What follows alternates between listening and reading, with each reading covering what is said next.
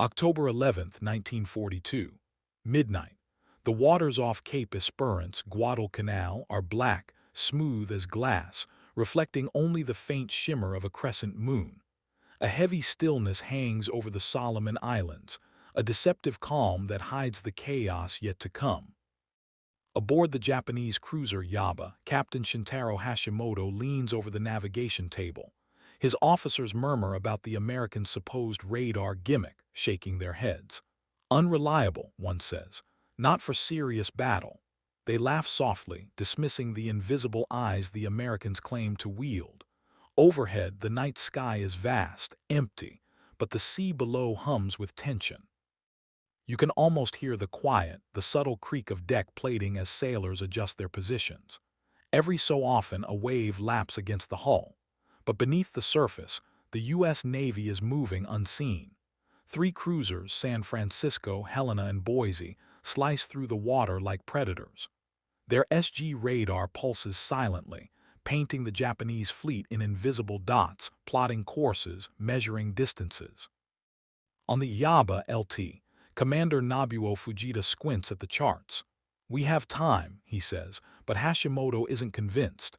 His mind drifts to Guadalcanal itself, the airstrips the Marines dug in like stubborn insects in the sand. "We'll strike before they even know we're here," he declares, confident. Confidence. Overconfidence. The difference tonight will be fatal.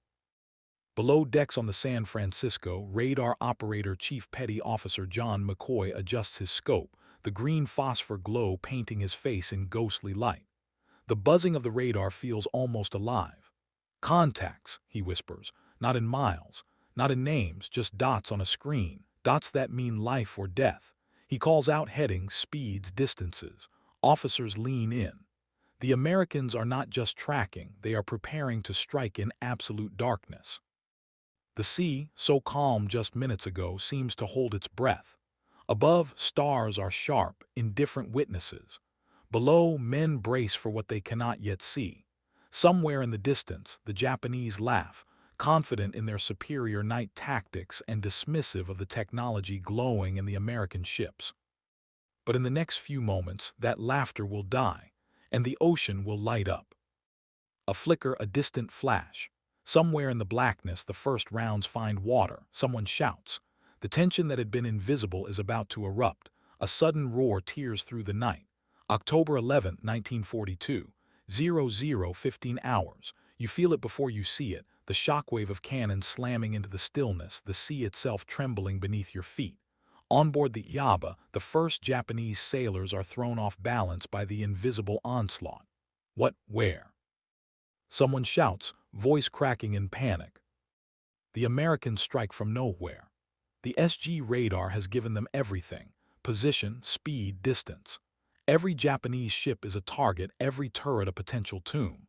From the San Francisco, a salvo arcs silently through the darkness, then detonates with deafening clarity against the Japanese hulls.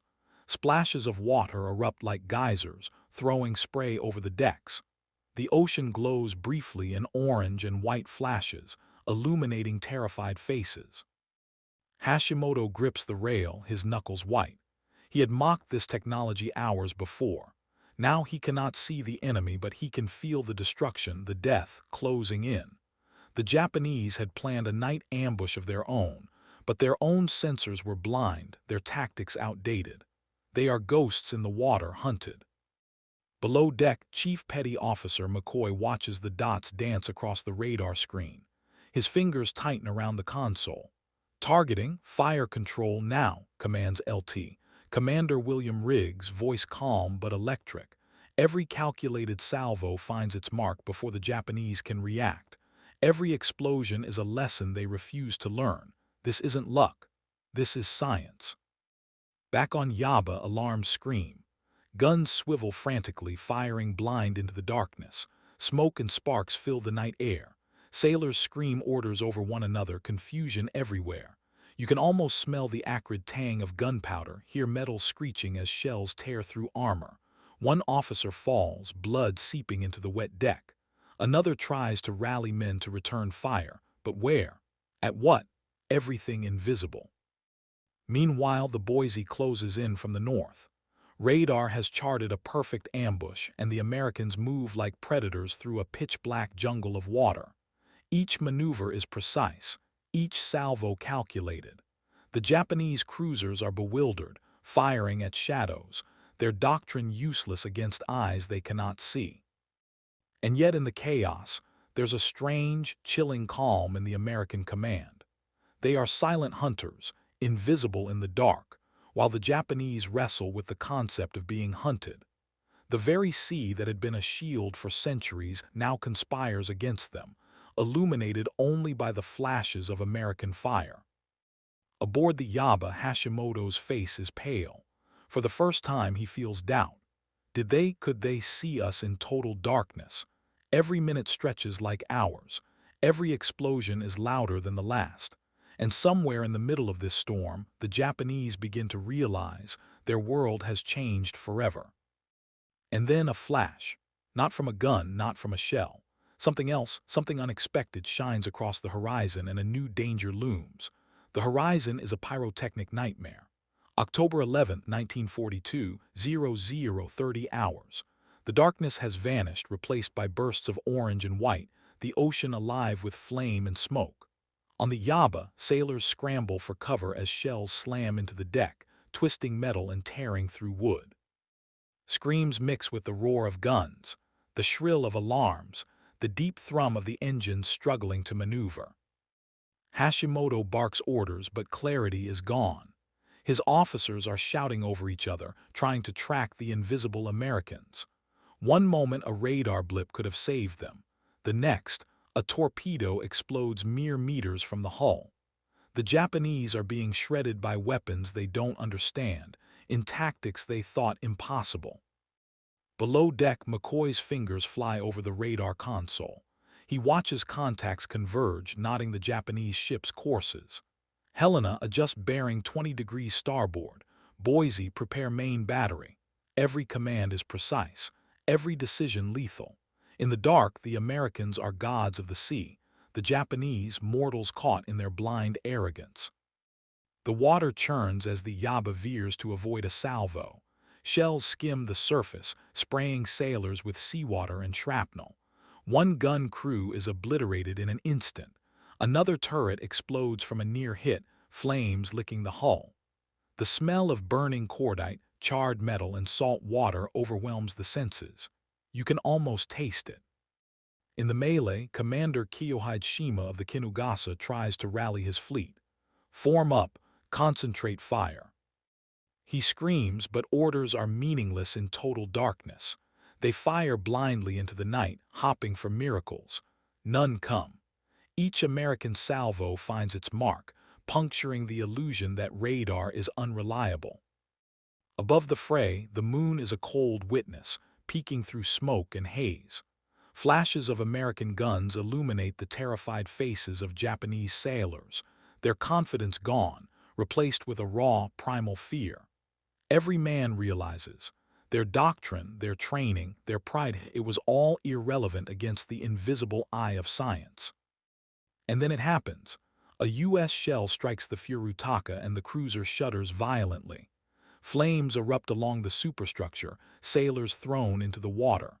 Hashimoto stumbles, dazed. Around him, the world is collapsing piece by piece in a storm of fire and water. But the Americans are not finished. There's a strange, eerie calm on their bridges, almost clinical. Every decision is deliberate, every gun blast measured. And far to the east, a hidden force is about to exploit the confusion, turning an already disastrous night into a complete catastrophe for the Japanese. October 11, 1942. 00:45 hours. The sea has become a living inferno. On board the Yaba, fires rage uncontrollably, painting the night sky in angry red and orange streaks. Sailors fight to contain the flames, but chaos reigns. Smoke chokes the decks. Shouts are drowned by the relentless percussion of gunfire. Each flash from American cannons throws twisted shadows across desperate faces. Hashimoto, now soaked in sweat and ash, stumbles across the bridge. Every instinct screams retreat, but pride keeps him rooted. They had trained for night battles, for maneuvering under cover of darkness, yet here they are, blinded, beaten, outclassed. The radar they scorned has rewritten the rules of engagement, and he can feel it. The night is no longer his ally. Below deck, McCoy's hands are steady, almost calm. He watches the radar sweep, plotting the Japanese fleet like a chessboard. Boise, starboard flank, fire now. San Francisco, keep pace. Helena, cover the rear. Every ship is synchronized, every salvo devastating. The Americans are not just fighting, they are orchestrating a symphony of destruction, and the Japanese are the instruments, shattered and unyielding. Meanwhile, the Kinugasa reels from a hit. Flames lick its hull, sailors jump overboard to escape the inferno, swallowed immediately by dark waters. Commander Shima orders evasive maneuvers, but the Americans anticipate every turn. Every zig, every zag tracked by invisible sensors. It's a nightmare made real, doctrine crushed, pride obliterated, men dying in silence they cannot comprehend. Then a voice cuts through the storm. From the Boise, Captain Edward Ted Toland calls, "Converge on Yaba, break their formation." It's simple, clinical, but lethal. The American cruisers pivot, flanking the Japanese. Radar-guided, precise, unstoppable. Shells pierce hulls, ignite fuel, and tear through superstructures. You can almost hear the cries of men over the crashing waves. See the sudden bursts of orange fire reflected in the water, and feel the cold sweep of ocean spray mixed with smoke and ash. Hashimoto's mind races. He sees strategy unravel in real time, his officers faltering, some dead, some scrambling to fire at shadows. Their pride, their belief in superior tactics was shattered in minutes. He realizes now, the very weapon they dismissed as unreliable has turned the night into a grave. And yet, just when it seems the Americans have absolute control, a new variable appears, a torpedo plane from the Japanese carrier force. Its engines hum faintly in the night, barely audible above the battle. Could it turn the tide? Or is it simply another doomed attempt to regain control in a battle already lost? October 11th, 1942. 01:00 hours. The night has become a graveyard. Fires flicker across the black waters of Cape Esperance, the glow reflecting twisted, sinking hulls. On the Yaba, flames consume the aft turret. Sailors are thrown into the churning sea, screaming, disappearing beneath the waves. The air is thick with smoke, gunpowder, and salt, the stench of war itself. Hashimoto, drenched and exhausted, staggers to the bridge. His map table is useless. Every blip and shadow is death incarnate. The radar he mocked has orchestrated this slaughter.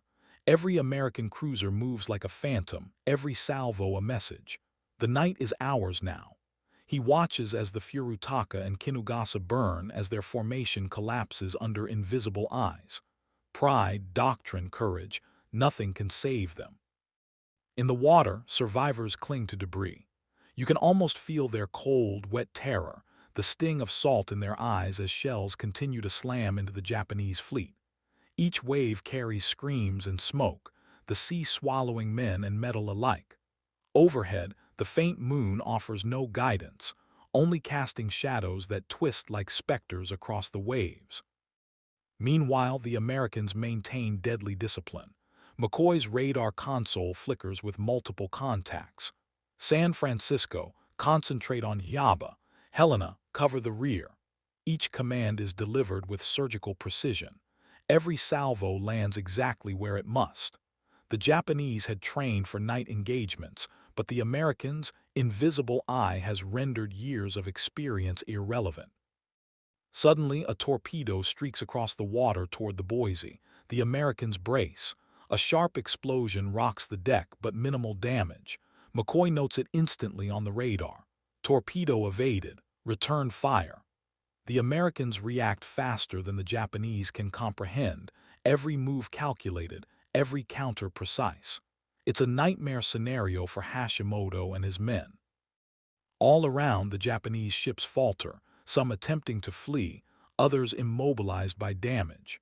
Fires rage uncontrollably, hulls buckle, sailors continue to fight blind, throwing shells into black emptiness, hopping to strike the unseen enemy.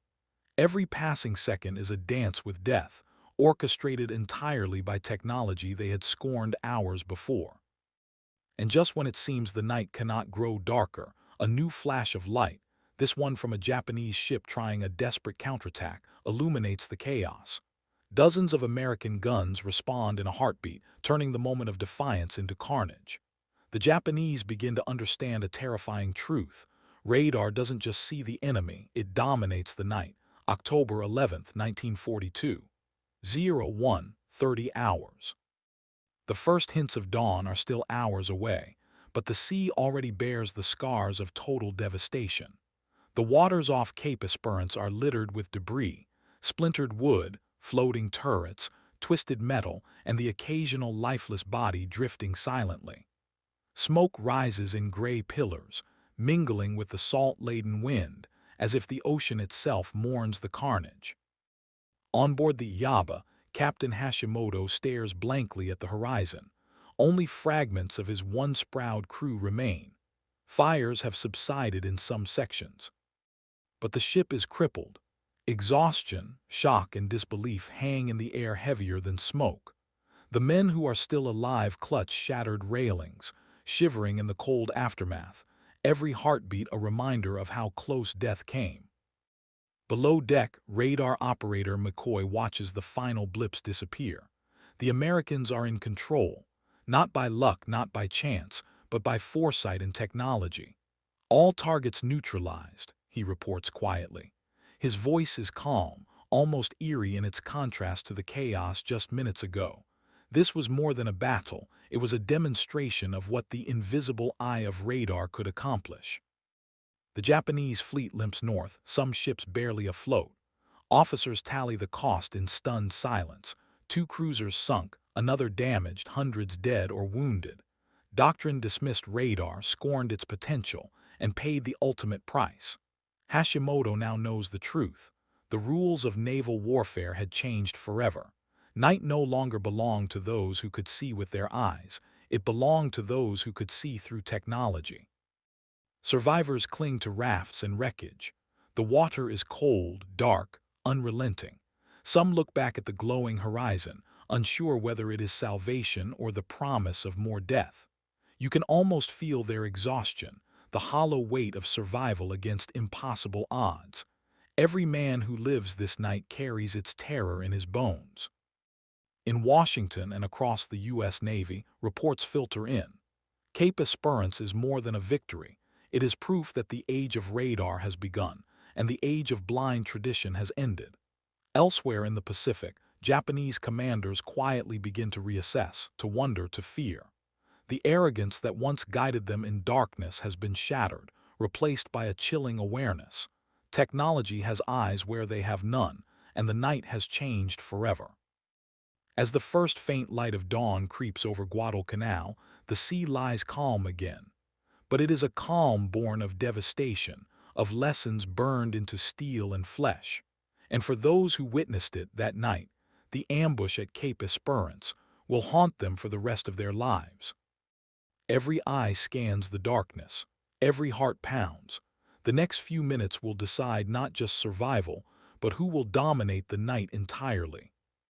Somewhere in the black, a new sound rises, one they cannot predict, one that promises even greater devastation.